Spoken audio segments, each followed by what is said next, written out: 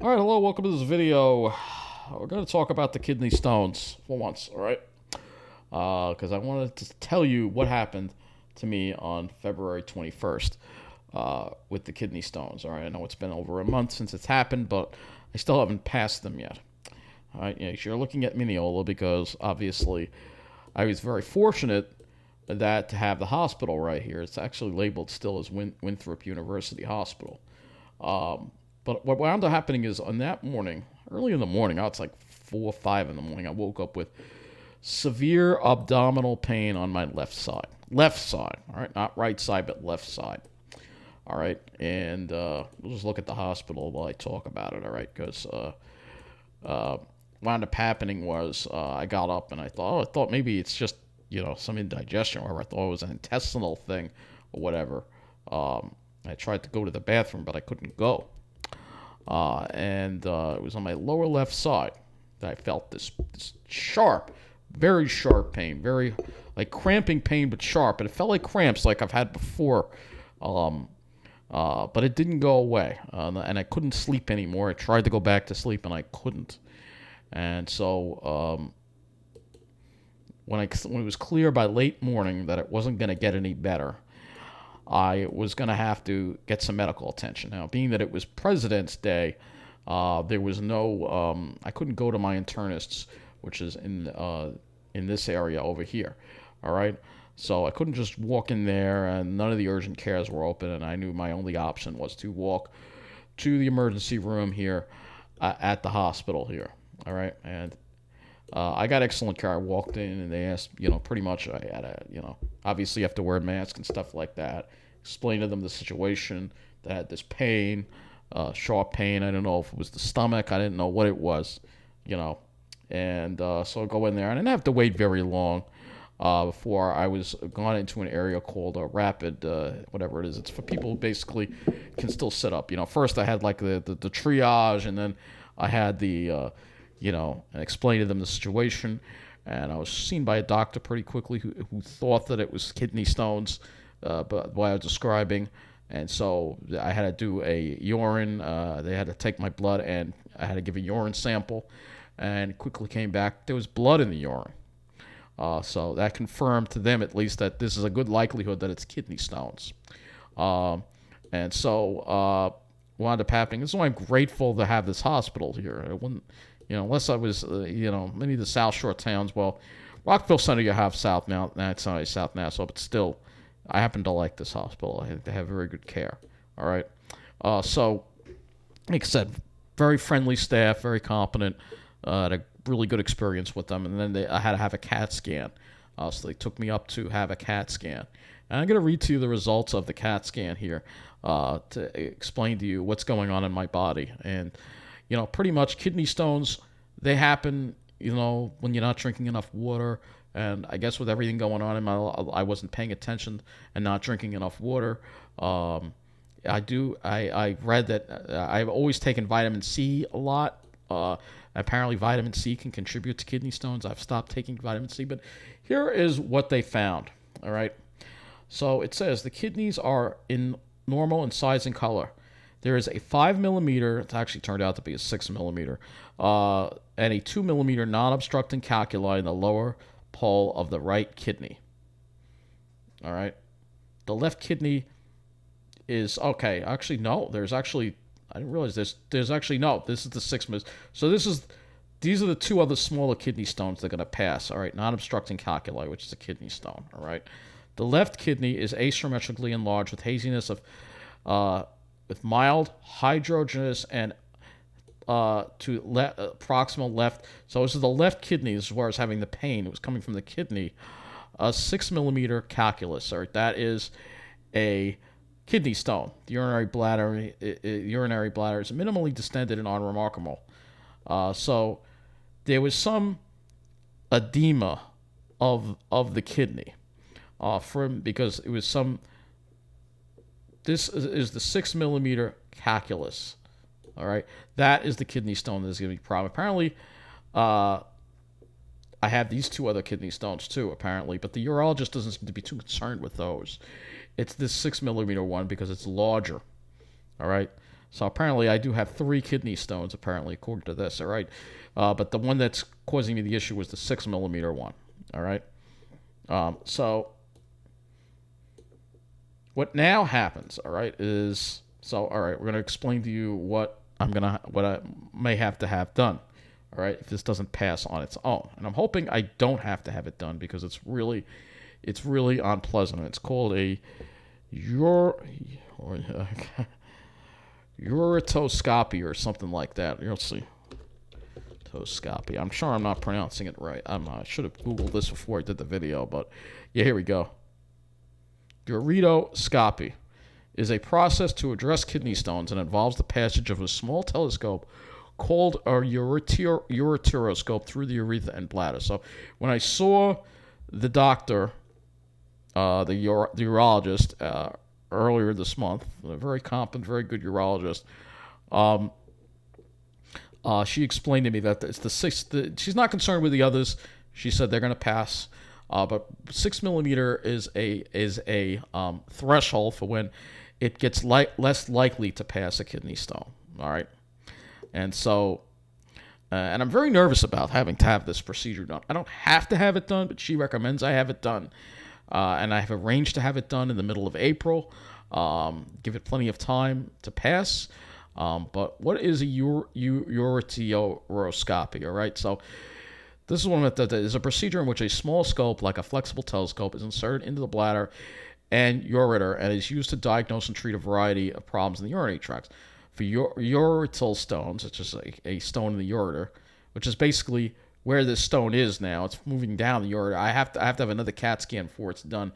Actually, I'm having it next week. So we'll see where this has moved to. So it allows the urologist to actually look into the ureter, find the stone, and remove it. The surgeon passes a tiny wire basket to the left lower ureter via the bladder, grabs the stone, and pulls the stone free. It's an outpatient procedure, but it can. Sometimes they have to insert a stent, which is the more painful part of it. All right. However, depending on the skill of experience, uroscopy can be used for virtually anyone. And they also use a laser as well, which is what they said they're going to do in my case. They're going to use a laser to break it up. Most often, your ureteroscopy is used for stones in the ureter, especially for stones closest to the bladder in the lower half of the ureter.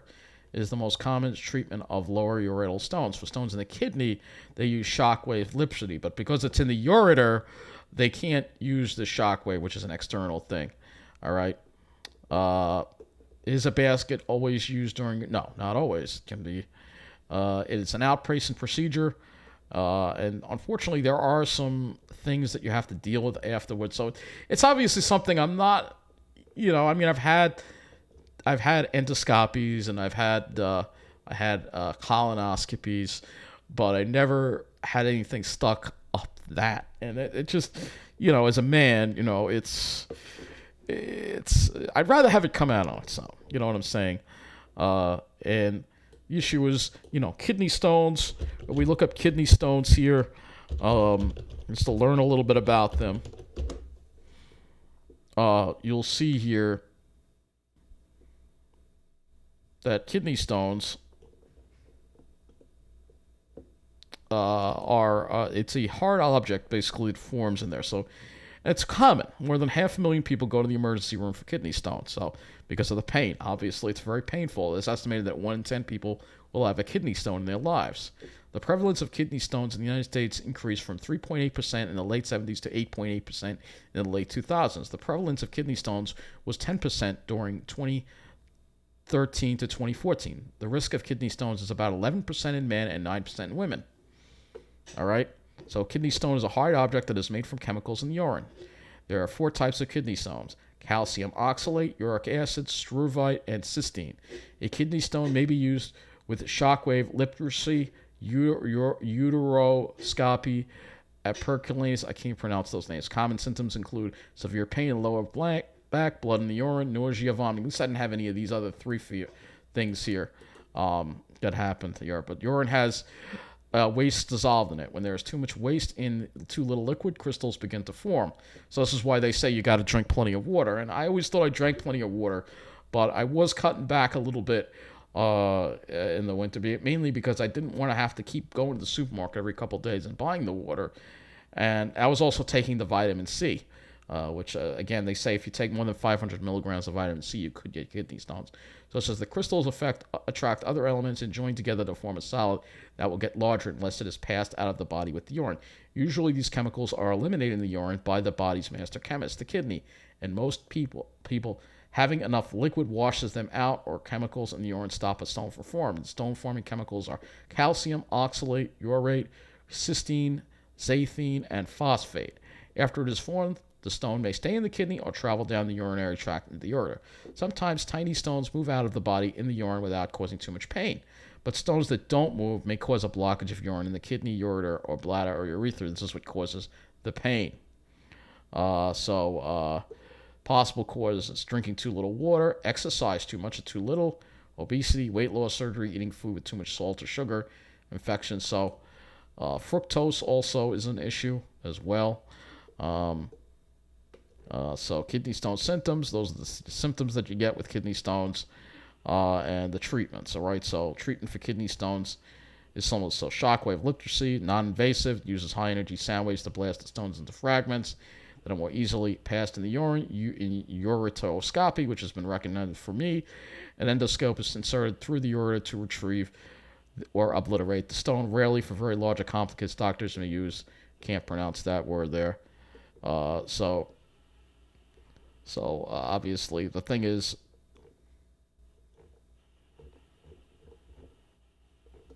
kidney stones are a common thing, and I want to show you some images too. Almost forgot. So these are some images here of my CAT scan, and there's the stone. That's the problem right there. There it is. All right. I think that's it. I'm trying to remember. It's hard to read these things. All right. Another image here shows the stone. There it is again. All right. That's it right there. All right. Maybe I'm reading it wrong, but again, that's because I'm not a doctor. I'm not, whatever. But so kidney stones, they don't say anything about stress causing them, but the point is, when you ask, will a kidney stone pass on its own, we can actually go and we can look up some questions. And this is another article here. Can a kidney stone pass on its own? All right.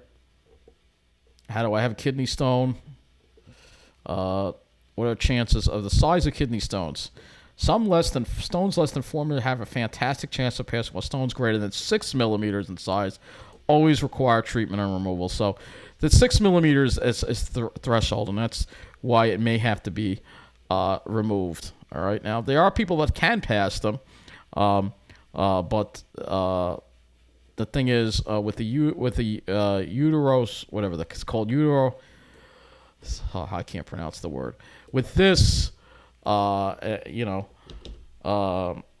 gonna. And the thing is, she said I'd have to have a stent put in. All right, which is really a stent is something that's going to be put in there for about a week to keep the. This is some of the instructions here for us again. Ureteroscopy. All right. So there's no skin incision, but the urinary tract, you may have pain in your side, and drink lots of fluids. You may see blood in your urine. The stent has to be removed, obviously. No strenuous exercise, no severe straining. Drink plenty of fluids. Do keep a urinal near. You may have little warning to empty, so you may have poor control as well. So, yeah, it's not something I'd rather have done. I really don't want to have it done. All right, bottom line, hopefully it can pass on its own, but basically 6 millimeter stone has a 40% chance of passing on its own. But yeah, if anyone's had kidney stones, put a kidney stone here. All right. Anything bigger than 6 will almost always need. So it's right at the threshold that it could pass. All right. All right, so it says about 20% of kidney stones that are larger than 6. So there's a 20% chance that it'll pass in 12 months. But it says here, when stones are this large, it's best to have them removed, obviously. So around 80% of kidney stones that are smaller than 4 will pass on their own. About 31 days. About 60% of kidney stones that are 4 to 6 millimeters will pass on their own about 45 days. All right. How around 20% of kidney stones that are larger than 6 millimeters will pass on their own about 12 months. However, when stones are this large, it is best to seek immediate surgical removal. And eating more citrus. So that's why I'm drinking lemon juice. All right. Now the other issue is vitamin C and kidney stones. I take a lot. Before this happened, I took a lot of vitamin C. All right. So kidney stones. It says here, taking high doses of vitamin C supplements such as 500 mils or more has shown to increase so I always took 500 milligrams of vitamin C. I'm not doing that anymore. All right. So that's a concern right there. Wasn't drinking enough water. Obviously, I don't want any more stones. So if anyone's had kidney stones, give me some advice on what to do.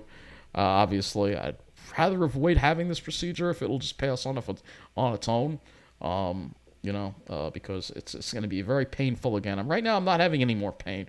It's very minor pain that I'm having as I feel these stones passing out through my ureter. But it's just like occasional sharp pain, but not as bad as when I first had that when I went to the emergency room. So again, if anyone's had kidney stones, let me know what I should do here. Obviously, I don't want to have too much disruption to my life. And I'll just say that's when I had the stones. I was just grateful that I had the hospital here. It just sucks that my town is. All these, we don't know if kidney stress has anything to do with kidney stones. So I could Google that up too. But I'm sure being stressed out had something to do with it. Stress and kidney stones. Let's see. Can stress cause, especially in combining with chronic dehydration, stress can figure for it. So, bottom line is being around this stress is affecting my body, and that's what's really scaring me. I don't want to have any more problems, medical problems going on that could result from being around all this negativity. And it's a shame. I'm hoping that making these videos either convinces someone in power to fix these problems in Mineola so I don't have to move, or help me find a place in a better environment. This is during the day. It doesn't look that bad, but at night, it's just dead here. And then the homeless people come out, and it's just, but the rats really freaked me out, I gotta say. I'm sorry. But anyway, that's going to be it. So let me know what to do. I appreciate even if I don't agree with it, I appreciate it. Let me know what to do. This is why I haven't really thought of the moving until like I had my meltdown yesterday, and then I came up again. But it's like that is just going to be a whole bunch of stress for me. So there you go. So we'll end it looking at this new Gillig here. I know it doesn't look so bad on this street view. I know, but I have mental illness, and it's affecting me. And I don't know if the other thing with kidney stones is if you not in a relationship with a woman, that can increase your risk. So just let me know what to do, because I really don't want to go out. They're going to be put out. I don't really want to have them going up my what, right? Anyway, that's it. Thank you for watching.